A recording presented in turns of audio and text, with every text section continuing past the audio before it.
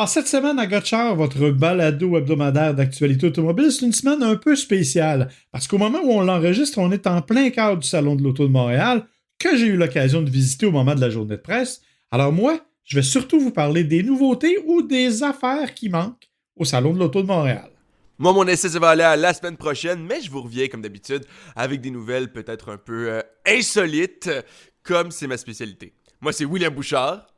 Et moi, c'est Marc Bouchard et vous écoutez Gotchard.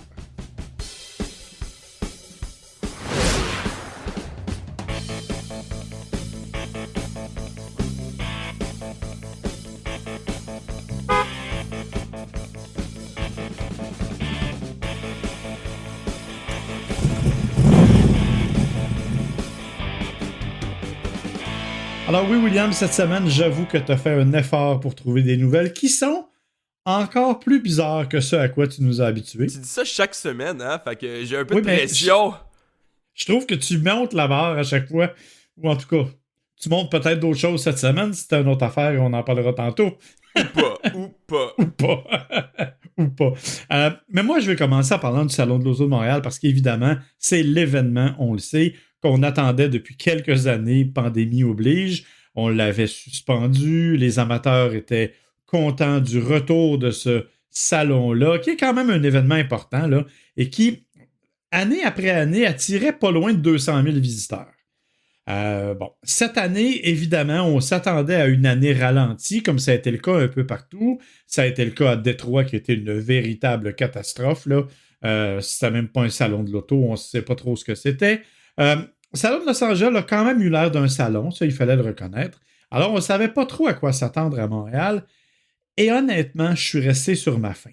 Et là, prenons pas ça négativement, là. Je sais que les organisateurs ont fait un effort. Il y a quand même des véhicules intéressants. Il y a des compagnies qui ont fait des efforts. Mais si vous êtes un amateur de voitures, clairement, il va vous manquer des choses. Parce qu'il n'y a que 8 manufacturiers qui exposent au Salon de l'Auto de Montréal. C'est assez peu. Rapidement, là, si on fait le tour de ceux qui ne sont pas là, du côté des Japonais, il y a Infiniti, il y a Mitsubishi, il y a Mazda, il y a Honda, il y a Acura qui ne sont pas présents. Ajoutez à ça qu'il n'y a aucun Allemand qui est présent, sauf Mini, avec 2 petites voitures. C'est tout. Et ça veut dire pas de Porsche, pas de Mercedes, pas d'Audi. Oubliez ça, pas de Volkswagen non plus. Donc, il n'y a pas de Ford. Il n'y a personne du groupe Stellantis. Donc, tout ce qui vient avec, là, Jeep, Dodge, Ram, tout ce qui est Alfa Romeo, c'est pas là. Donc, comme vous voyez, il en manque beaucoup. On a poussé l'audace jusqu'à augmenter le prix à 18 $ au lieu de 15 comme c'était avant, ce qui est quand même assez unique. Et Pour le moins, salon pour moins de matériel.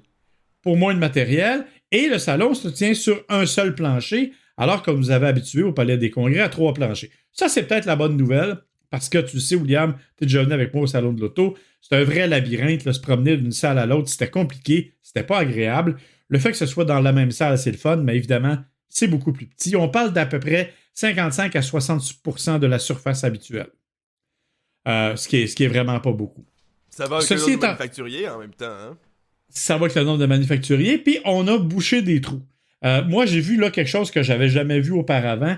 Sur le plancher même du salon, on a mis des restaurants puis des tables. Je veux dire, avant ça, c'était à l'extérieur parce qu'il n'y avait pas de place en dedans. Tu étais cordé partout. Là, c'est pas le cas, pas du tout. Alors ça, c'est évidemment un gros handicap. Je vais quand même parler des bons coups parce qu'il y en a pas mal. Et je dois lever mon chapeau à General Motors qui a vraiment pris le Salon de Montréal au sérieux. GM est là avec toutes ses divisions et vraiment, on a amené un paquet de nouveaux véhicules que les gens voulaient voir. Les premiers, bien évidemment, du côté de Cadillac, c'est la Cadillac Lyriq qui est là. On devait avoir la Super Celestiq, qui est la voiture à 300 000 $ fabriquée à la main. C'est celle-là que j'ai hâte de voir, moi. Ouais, moi aussi, j'avoue. Mais finalement, écoute, on avait même fait le podium pour la recevoir, mais il y a eu un problème technique. La voiture n'a pas pu se rendre à Montréal, donc malheureusement, elle n'est pas là. Mais on a quand même fait un effort avec la Lyriq. Lyriq qui est aussi dans les essais routiers. Je vais y revenir aux essais routiers, mais ça vaut vraiment la peine d'en parler. Chez Nissan, non pas chez Nissan, on était chez GM. Chez GM, il y a Chevrolet qui est là. On a amené la Corvette Z06, qui est la dernière nouveauté qui arrive cette année. une Corvette super puissante. Non, la nouvelle Corvette hybride annoncée la semaine dernière à 655 chevaux, elle n'est pas là, évidemment, vous l'aurez compris. On l'a annoncé, mais on n'a pas encore présenté la voiture dans les salons. Donc oui, il y aura une Corvette hybride, 4 roues motrices, 655 chevaux, quelques kilomètres disponibles en mode électrique, mais surtout une meilleure consommation de carburant. Ça va exister, mais pour le moment, elle n'est pas au salon. Toujours chez Chevrolet, écoute, l'Equinox électrique que tout le monde attend, qui ici se vend au prix prévu, donc 37 000 $, va être un vrai changement dans le monde électrique. On a le Silverado électrique qui est là, qui est assez spectaculaire. C'est un camion que les gens attendent parce qu'on sait que le Ford F-150 Lightning est super populaire. Chez Buick, on a amené la Wildcat. La Wildcat, c'est un concept électrique qui est super beau, super design, super stylé. Ça aussi, c'est là. Et chez GMC, on a même amené les Hummer, mais pas uniquement le Hummer Pickup comme on avait vu dans les salons des autos électriques, mais aussi le Hummer VUS, donc la boîte complète. Et juste ça, là, même le gars de GM, le responsable des relations publiques chez GM, me disait c'est la première fois que j'en voyais un en vrai, un VUS Hummer électrique. Donc, quand même un bel effort de ce côté-là. Il faut continuer du côté des autres compagnies qui ont fait des efforts. Il y a Hyundai qui a fait un effort aussi en amenant le Hyundai 7, qui est l'espèce de prochain grand véhicule électrique de la compagnie, véhicule 3 rangées qui devrait être important. Évidemment, c'est un concept, le Hyundai 7. Là. C'est assez flyé à l'intérieur, c'est un lounge. Puis, bon, oui, il y a des affaires que tu aurais aimées, entre autres, tout l'éclairage en pixels. Je sais à quel point tu aimes ça sur la Ioniq 5. Donc, je sais que sur la Hyundai... Ah ouais, si jamais un jour je me ramasse avec 5 enfants, là, la Hyundai 7... Oui, elle est assez magnifique. Hein? C'est vraiment super bon, mais super beau, en fait, comme façon de faire. C'est un look particulier, mais moi, je trouve ça très beau. Ah ouais, l'intérieur, ça fait vraiment un peu poste de pilotage de USS Enterprise, là.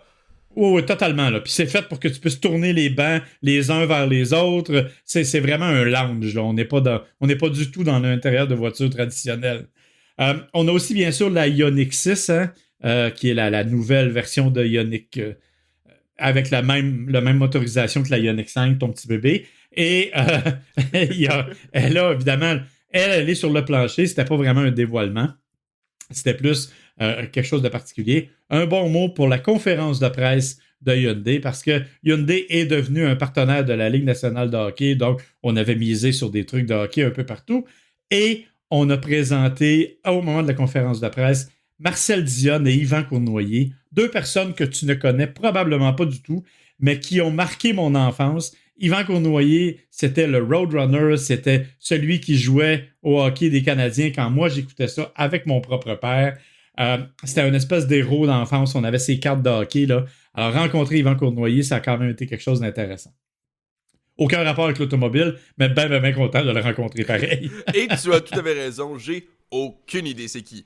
Je peux pas te nommer les joueurs du Canadien maintenant, tu sais. Écoute, je suis capable de t'en nommer 3 actuellement, fait que je ferai pas un effort. Puis il y en a 2 là-dessus qui sont blessés et qui jouent pas de la saison. Ça va pas bien. On va continuer à parler de char, on va pas parler de sport. Exactement.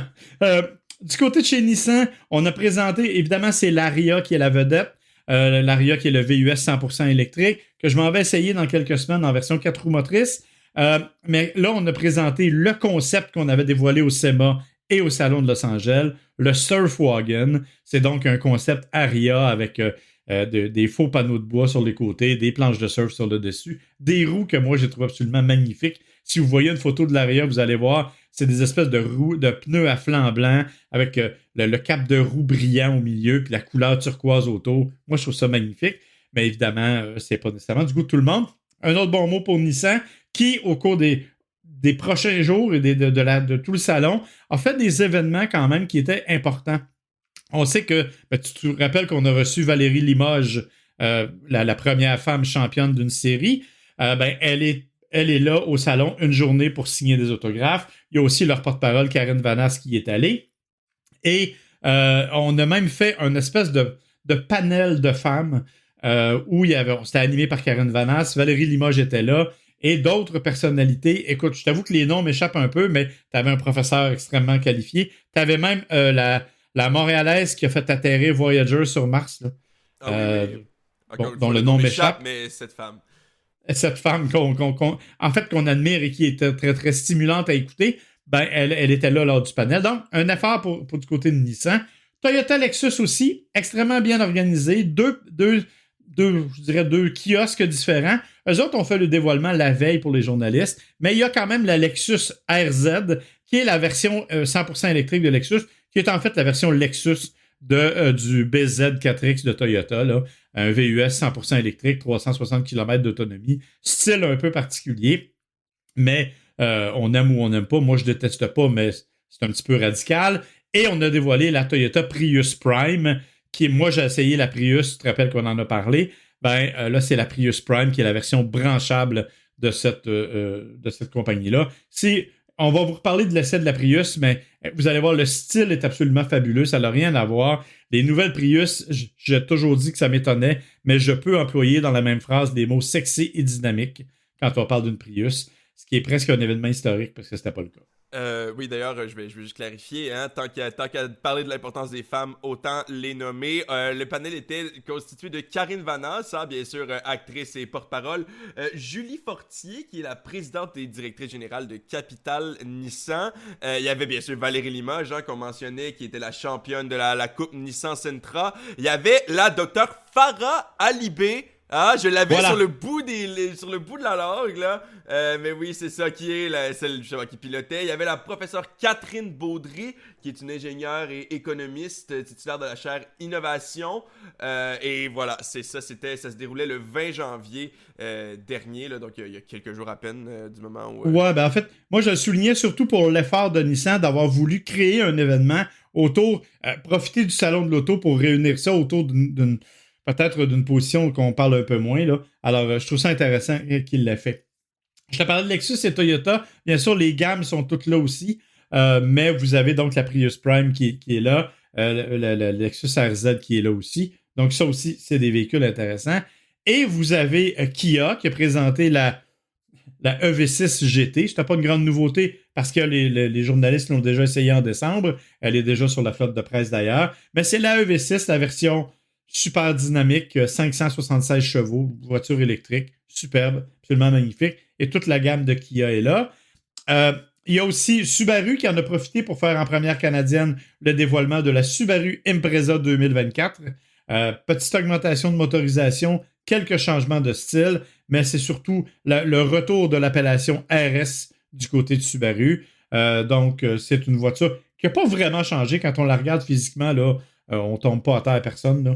De bonheur, mais elle a quand même pas mal changé. Et il y avait, la grande curiosité, c'était VinFast, le fameux constructeur vietnamien qui arrive à peine au Canada, qui était là avec ses 4 modèles. Pourquoi je parle de 4 modèles? Parce qu'on a beaucoup parlé du VF8, VF9, qui sont les 2 plus gros véhicules, mais le VF6 et le VF7 avaient d'abord été présentés au Salon de Los Angeles. Ce sont des véhicules beaucoup plus petits. Alors, tous ces véhicules-là sont présents au Salon de l'Auto de Montréal. Donc, si vous êtes curieux d'aller voir ça, c'est une bonne chose. Il y a aussi, vous aurez compris que ce n'est pas suffisant pour meubler le plancher. Donc, on a une collection complète qui appartient à Luc Poirier, une quarantaine de véhicules, incluant des Ferrari absolument spectaculaires, des trucs historiques, des affaires vraiment spéciales. Il y a aussi Automobile, etc., qui est là avec des voitures remodelées. Il y a des Bugatti Chiron, des Lamborghini, dont une Chiron qui a été construite à seulement 60 exemplaires au monde. Donc, il y a beaucoup, beaucoup, beaucoup de voitures exotiques et de voitures de collection. Et il y a les essais routiers. Les essais routiers qui sont organisés en collaboration avec le CAA. Cette année, ce ne sont que des voitures électriques. Donc, vous devez réserver assez tôt, par exemple, parce que c'est compliqué d'y avoir accès.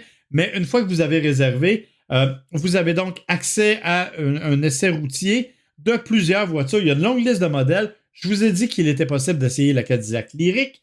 Il est aussi possible d'essayer la Nissan Ariya. 2 véhicules que même nous, comme journalistes, on n'a pas encore eu l'occasion d'essayer. Donc, c'est quand même assez exceptionnel comme opportunité. Ça vaut la peine d'y aller pour ça, si vous êtes dans ce marché-là, bien entendu. Mais je vous avertis, vous faites le tour à Montréal, dans la ville où 94% des rues ont été bloquées à un moment donné ou l'autre par des cônes au cours de la dernière année. C'est une récente étude qui disait ça. On n'échappe pas à ça. On se retrouve donc en plein centre-ville à essayer de faire un petit tour. si vous comprendrez que c'est pas un vrai essai routier, mais vous avez au moins l'occasion de vous asseoir à l'intérieur et de voir quel genre d'espace vous avez. Ceci étant dit, est-ce que ça vaut la peine d'aller au salon? Écoutez, si vous êtes un maniaque, et le Salon de Montréal s'est toujours vanté d'être le salon où les gens qui étaient en marché d'essayer une voiture au cours des 6 à 12 prochains mois s'en allaient pour aller magasiner, ben clairement, c'est pas le temps d'y aller parce que vous n'avez pas là suffisamment de modèles pour justifier votre passion et justifier votre désir d'achat. Malgré tout, si vous êtes un curieux, ça vaut la peine d'aller voir. Mais bon, c'est pas la sortie familiale que c'était auparavant. Pour être tout à fait honnête, toi qui n'es pas un super fan de voitures exotiques et de trucs comme ça, honnêtement, d'après moi, après 20 minutes, tu serais tanné, là. Et comme je disais, une pièce de minute. Ouais, c'est ça. Puis t'amènes un enfant là qui a 9-10 ans. Tu sais, quand tu as vu 2 Ferrari rouges, lui, c'est correct, c'est assez. Quand il n'est pas obligé d'en voir 30. Fait que l'aspect familial en mange un peu pour son rhume. Évidemment, puis l'aspect pour les vrais amateurs, je lisais les commentaires sur Facebook, les amateurs qui sont là pour aller voir des voitures de production ressortent un peu déçus. Malgré tout, il faut souligner que le salon est là, c'est intéressant. Il faut souligner que lors de la soirée VIP, qui est une soirée pour ramasser des fonds pour les fondations des centres hospitaliers de Montréal, ben, on a quand même ramassé à peu près 300 000 $ si j'ai bien compris, ce qui vaut quand même mérite quand même d'être souligné là, parce que c'est une belle action. Alors voilà pour le Salon de Montréal. Évidemment, c'est une occasion spéciale, c'est la première réunion. On sait qu'à Toronto, il y aura le salon avec les mêmes exposants, sauf Stellantis qui a confirmé sa présence à Toronto, mais pas à Montréal, ce qui est un peu insultant d'ailleurs. Mais donc, le Salon de Toronto est à la mi-février, donc on aura l'occasion d'y aller probablement et d'en reparler à ce moment-là. Ceci étant dit, mon cher William, justement, je disais à quel point toi, tu n'es pas nécessairement un amateur de voitures de sport. Est-ce qu'il y a une raison à ça? Pas vraiment. Je sais pas pourquoi tu me poses cette question-là et j'ai un peu peur, en fait. C'est juste une histoire de goût, j'imagine. J'ai toujours plus été intéressé par la technologie que... Ah! Je vois où tu veux en venir. Alors, William, tu as une étude qui nous explique qu'en fait, les amateurs de voitures de sport sont peut-être des gens qui ont une perception un peu différente que les autres. J'avoue que je m'attendais pas que c'était ça ta transition. On va le garder. Oui, tout à fait. En fait, les gens qui s'intéressent aux voitures de sport auraient... Ben, tu connais hein, la fameuse expression « grosse corvette et tout le monde est capable de la compléter ». Il semblerait que ça ait une certaine validité, pas nécessairement par rapport à la taille nécessairement du pénis du propriétaire d'une voiture sportive en tant que telle, mais par rapport, comme tu as dit, à sa perception de sa propre taille, voilà, de pénis. Il n'y a pas d'autre façon de le dire. C'est du moins ce que nous dit une étude que j'ai lue. Hein, j'ai quand même lu 11 pages d'études de psychologie pour ce podcast. C'est du département de Experimental Psychology du University College London, entre autres avec le docteur Daniel C. Richardson. L'étude s'appelle Les petits pénis et les voitures rapides. Un lien pour des preuves plutôt pour un lien psychologique. Et on a fait croire à des gens, on a donné une perception à des gens, des hommes bien sûr, par rapport à la taille de leur pénis, en leur disant par exemple la taille moyenne du pénis des hommes sur la planète est de 4 pouces ou de 8 pouces par exemple. Et là, la personne qui dit 4 pouces dit « Ah ben moi je suis dans la moyenne ou je suis plus haut que la moyenne ». Et après ça, on posait une question, comment considérez-vous les voitures de sport, les voitures performantes? Et ce qu'on s'est rendu compte, c'est que les gens qui s'étaient fait, disons, diminuer la taille de leur engin en s'étant fait donner des fausses informations comme quoi la taille moyenne était plus grande que la réalité, ils ont préféré les voitures sportives à ceux qui se sont fait dire que la taille moyenne était plus petite que la réalité. Et il semblerait donc avoir un lien entre un sentiment d'inefficacité masculine et un besoin de compenser sur la route. Hey, mais là, on parle-tu de quelque chose, là? Tu sais, en plus, une étude faite en ligne, là. Ouais, je sais bien, ça n'a pas été validé par personne. Il y a quand même quelque chose que vous allez apprendre aujourd'hui si William a bien lu l'étude. Vous n'aurez pas écouté ce podcast-là pour rien. William, c'est quoi la vraie longueur moyenne? Et d'ailleurs, on leur a demandé après, hein, on leur a demandé, d'après vous, quelle taille a le pénis moyen. Et ce qu'on s'est rendu compte, c'est que les gens à qui on avait donné une réponse plus haute avaient tendance à estimer plus haut. Alors eux autres, ils ont estimé 15,4 cm, ce qui est à peu près 6 pouces, là, si on veut. Tandis que ceux qui s'étaient fait donner une taille plus basse avaient estimé 14,7 cm. Tandis que la vraie réponse, hein, c'est la moyenne des deux, c'est 15,1 cm ou 5,9 pouces. Donc maintenant, si vous allez vous acheter une voiture sport, rappelez-vous de ça, messieurs. La taille moyenne, c'est de 6 pouces. Vous êtes parfaitement correct comme vous êtes. Pas besoin de vous sentir mal pour ça. Et comme je le dis, vous aurez au moins appris cette information-là en écoutant notre podcast, à défaut d'avoir appris d'autres choses sur l'automobile. On parle quand même de 200 personnes, hein, qui ont participé à l'étude, ce qui est quand même une bonne quantité statistique. J'ai trouvé ça vraiment intéressant parce que c'est très scientifique, là. Il y a des graphiques et tout, là. C'est intéressant à lire. Pour une fois, une étude qui est libre voilà, libre sur Internet comme ça. On peut aller la lire sans problème. Donc, je vous invite, si ça vous intéresse, à aller lire ça parce qu'on parle vraiment des raisons psychologiques derrière. Sûr que là, on dit des petites blagues, mais c'est vraiment intéressant, je trouve, d'un côté psychologique où on parle que particulièrement les hommes ont ce sentiment de compensation-là. J'ai trouvé ça relativement intéressant, là, qu'on prenne la voiture comme par exemple une Rolex, hein, un exemple de richesse. J'ai une autre étude pour toi aussi, mais qui est plus vieille. OK, laquelle? Est-ce que tu savais que plus... Ben, en fait, oui, tu le savais, parce qu'on dirait que c'est évident quand on roule sur la route, là, peut-être que je suis une mauvaise langue, mais est-ce que tu savais que plus une voiture était chère, plus la personne qui la pilote risque d'être, selon l'article de CNN que je lis, a jerk, donc un trou de cul, sur la route. Est-ce que tu savais que plus la voiture était chère, plus on risque d'avoir des comportements, de voir des comportements dangereux, risqués, sans considération des autres de la part du propriétaire? Écoute, je le savais pas de façon précise parce qu'évidemment, j'ai pas fait l'étude, mais on a tendance à voir qu'effectivement, les gens qui conduisent des véhicules de luxe on se donne l'impression d'être plus important, d'avoir plus droit à plus d'espace que les autres sur la route et bon, sont moins enclins à te céder le passage, disons, quand tu arrives avec une Toyota Corolla beige. Ben, c'est exactement ça qui était le point de vue de l'étude de l'Université du Nevada. C'est plus vieux, là, on parle de 2019-2020, tandis que l'autre, là, que je vous ai parlé sur la longueur du pénis, hey, c'est le 10 janvier 2023, là. On ne peut plus récent dans la science. Mais oui, c'est ça. Ce qu'ils ont regardé, c'était...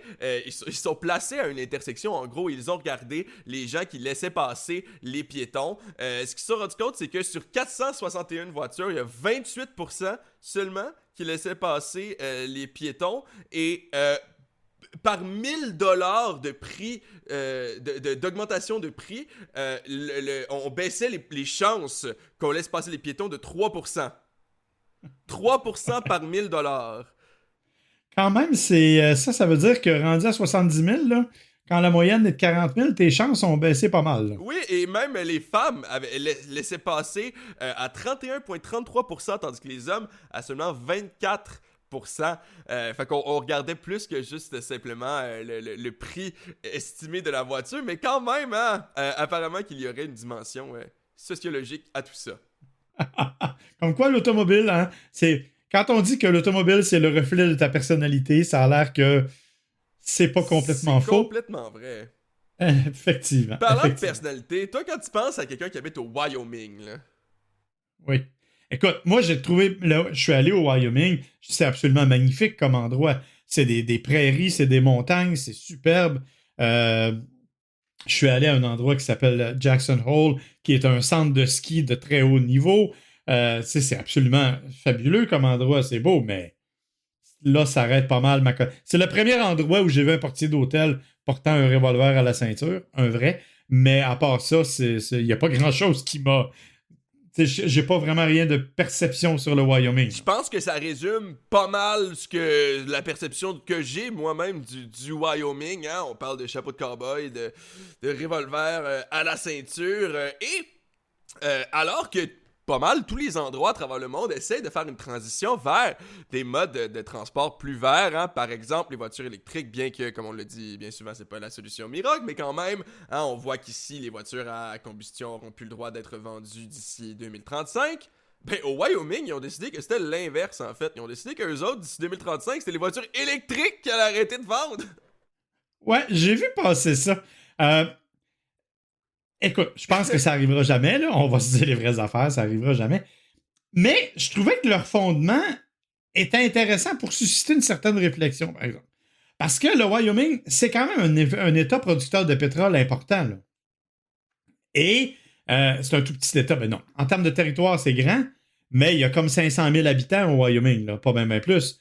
Fait que j'imagine que l'industrie pétrolière est un gros employeur dans ce coin-là et que ça va être un choc assez radical sur l'économie de l'État que l'arrivée des voitures électriques. Fait que je pense qu'ils veulent juste...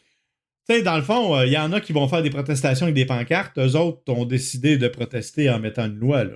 Ils sont 581 000 quand même, là. On va donner aux 80 000 personnes leur voix dans ce podcast. Puis c'est exactement leur...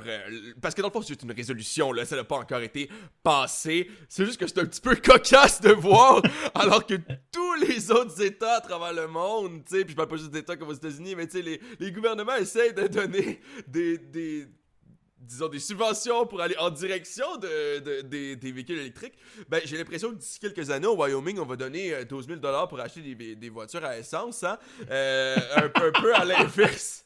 Un peu à l'inverse d'ici. Hey, j'avais pas pensé à ça, c'est-tu?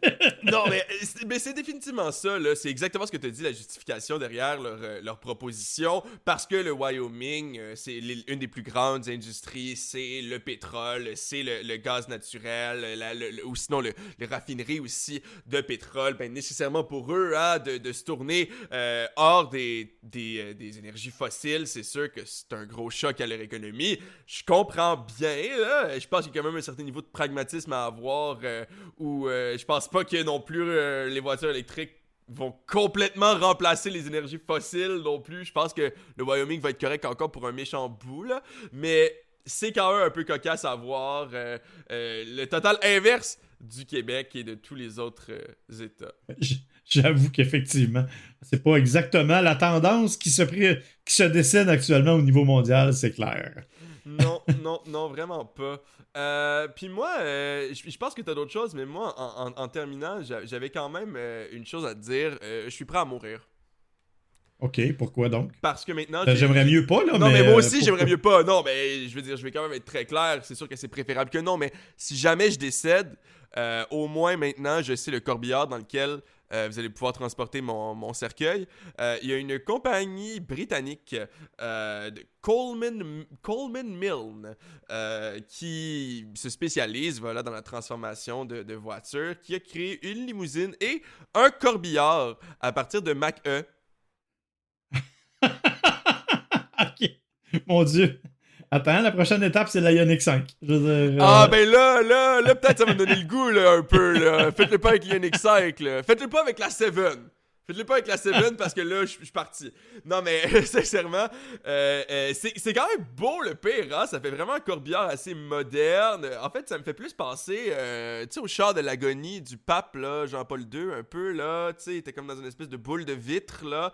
Ouais, ben, ça pape mobile, là. Oui, c'est ça. Oui, mais là, c'est comme plus funèbre un peu, là, bien sûr. Mais c'est un peu comme une pape mobile où c'est tout en vitre en arrière, avec le devant assez, disons, distinctif de la Mach-E. Le corbillard a même gardé un petit aileron à l'arrière, au-dessus de la vitre. Absolument. Pour être sûr au moins qu'on ait de l'aérodynamisme et assez d'autonomie hein, pour se rendre entre l'église et le cimetière. Ouais, ça serait un peu gênant d'être obligé de s'arrêter pour se recharger, par exemple. Là, Ouais, ben au moins, ils gardent la même infrastructure. Hein? Ils gardent le même moteur. Une batterie, on parle d'une batterie, je l'avais il y a quelques secondes, là, de 75 kWh. C'est la batterie standard. C'est la batterie standard. Là. C'est la même batterie de 75 kWh. Normalement, ça donne à peu près, ils disent 440 km. Je pense que c'est le britannique, là, fait que ça diffère légèrement de notre évaluation. Ouais, c'est le WLTP là, qui est légèrement plus optimiste. Là, on parle d'à peu près 30% plus optimiste. Mais en gros, selon leur évaluation, ils parlent de 440 km normalement pour une Mach E avec cette batterie-là. Tandis que là, pour le Corbillard, on parle de 322 km. Mais écoute, quand même, là, tu peux faire tes funérailles à Québec puis te faire enterrer à Montréal. Je pense que c'est quand même pas mal. Zéro émission. Ben ça, c'est toujours intéressant. C'est le but. Mais comme je te dis, faudrait pas que tu aies un problème. En hiver, mettons qu'il faut que tu rapproches tes funérailles. Parce que tu perds un peu d'autonomie. Non, mais le chauffeur, il a pas besoin de chauffage, là. Pis c'est vraiment pas toi qui vas chialer. Non, ça, t'as raison. J'avoue. Là, on va tomber dans quelque chose qui est un peu plus automobile, si tu permets. Tu parles de voitures électriques. Effectivement, il y a quand même eu des développements dans le monde de la voiture électrique. On sait que du côté de chez Mazda, on a la Mazda MX-30 que t'aimes beaucoup. Véhicule vendu chez nous à 160 km d'autonomie. C'est pas beaucoup, malheureusement. On attendait beaucoup des futurs développements du côté de chez Mazda. Ben, malheureusement, et on l'a effectivement dévoilé en Europe. À Bruxelles, on a dévoilé une MX-30 avec un prolongateur d'autonomie. Donc, un petit moteur rotatif qui agit non pas pour pousser les roues de la voiture, mais bien pour recharger la batterie. Et on a diminué la batterie de moitié. Elle était à 34 kWh, on est rendu à 17,8 kWh à peu près. Et on dit que avec le prolongateur d'autonomie, tu peux faire jusqu'à 600 km. Ce qui est quand même exceptionnel parce que, comme je te dis, le moteur rotatif ne pousse jamais les roues, ne sert qu'à recharger la batterie. C'est comme si tu traînais ta propre génératrice. C'est une super bonne nouvelle, c'est une super bonne idée, mais c'est super confirmé que pour le moment, ça ne vient pas au Canada. C'est la seule chose qui lui manque. Qu'est-ce qu'ils attendent? Qu'est-ce qu'ils attendent? Je sais pas. Honnêtement, tu vois, j'ai discuté avec les gens de Mazda Canada qui nous disaient qu'ils ont vendu tout ce qu'il y avait comme Mazda MX-30 cette année. Donc, ils sont pas déçus des performances du véhicule. Bon, évidemment, si on était mauvaise langue, on dirait que c'est parce que c'était les seuls qui étaient disponibles sur le marché et les autres, il faut attendre 2 ans. Fait que c'est sûr que ça aide un peu à augmenter les ventes. Mais je pense que ça aurait largement contribué à aller vers peut-être un plus grand succès du véhicule parce qu'il est bien fait, il est beau. Il y a des éléments. C'est sûr que tu le sais, tu l'as vécu dans un stationnement avec les portes à ouverture opposées. Parce qu'il ne faut pas dire porte suicide, je me suis fait reprendre par les gens de Mazda Canada. Donc, ce sont des portes à ouverture opposées. Dans un stationnement d'épicerie, c'est un peu compliqué. Mais pour le reste, c'est un véhicule qui va très bien. On aurait aimé ça. Malheureusement, ce n'est pas le cas. Donc, on se reprendra. Meilleure chance la prochaine fois. Mais Mazda a quand même d'autres plans au cours de l'année. On sait qu'ils vont présenter 2 autres modèles. Le CX-70 et le CX-90. D'ailleurs, CX-90 va être présenté à la fin du mois de janvier. Un véhicule 3 rangées qui va remplacer le CX-9 qui arrive, tiens-toi, avec 2 motorisations qu'on ne connaît pas. La première, c'est un moteur 6 cylindres en ligne, turbo. Donc, c'est un peu flyé parce que la plupart des autres constructeurs abandonnent le 6 cylindres. Du côté de chez Mazda, on arrive avec un 6 cylindres qui promet d'être un peu plus puissant, mais qui va fonctionner au super, ce qui est peut-être un peu moins agréable. Et l'autre moteur, c'est un petit moteur hybride branchable. Donc, on aura une autonomie 100% électrique. Ça existe déjà en Europe sur le CX60 qui ne vient pas chez nous. Mais donc, ça va être disponible sur le CX70 et le CX90 du côté de chez Mazda. Donc, je pense que ce sont d'excellentes nouvelles du côté de Mazda, bien sûr. C'est au moins, on prend un petit virage vers l'électrification, mais on n'est pas là-dedans, bien entendu. Alors évidemment, il y a eu toutes sortes d'autres dévoilements aussi. Je vous ai parlé de la E-Ray, la Corvette hybride qui va arriver, qui va être la plus puissante. Il y en aura plein d'autres aussi au cours des prochaines semaines, mais c'est pas mal comme ça qu'aujourd'hui, on va conclure notre épisode. On espère que vous avez quand même appris des choses outre la longueur moyenne de l'engin masculin et que vous êtes avec nous. Je vous rappelle, si vous nous écoutez, je ne sais pas sur quelle plateforme, on a changé de fournisseur de plateforme. Ça se peut que votre abonnement à Gotchard, vous deviez le refaire avec le nouveau. Il y a des endroits sur Spotify où on est en double. Cherchez celui où on précise émissions hebdomadaires, animées, blablabla. Un plus long paragraphe de production avec les derniers épisodes parce que l'autre ne se met plus à jour. Donc, je sais que c'est compliqué, c'est plate, mais il a fallu changer pour des raisons techniques.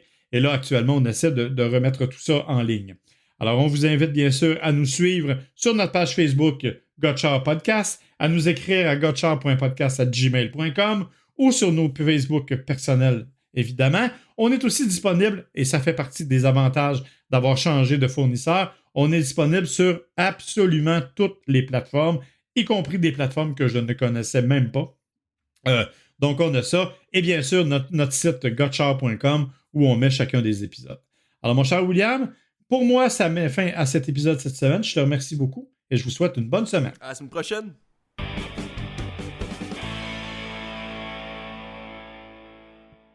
Gotchard est une production de l'agence MWA Bouchard, à l'animation Marc et William Bouchard, au montage sonore Audrey Denomé et pour la musique thème Kevin MacLeod.